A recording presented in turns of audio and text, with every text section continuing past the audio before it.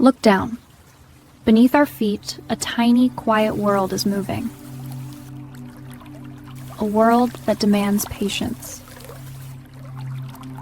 This is the story of JoJo. JoJo's life begins in the dark, damp earth, inside a tiny, translucent sphere.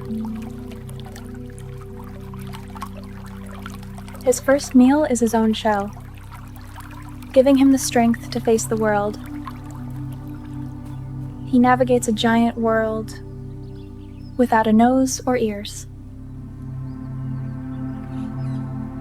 JoJo uses his delicate tentacles to taste the air, feel the wind, and read the path ahead. Everything is observed, slowly. Water is life, but heavy rain can be dangerous.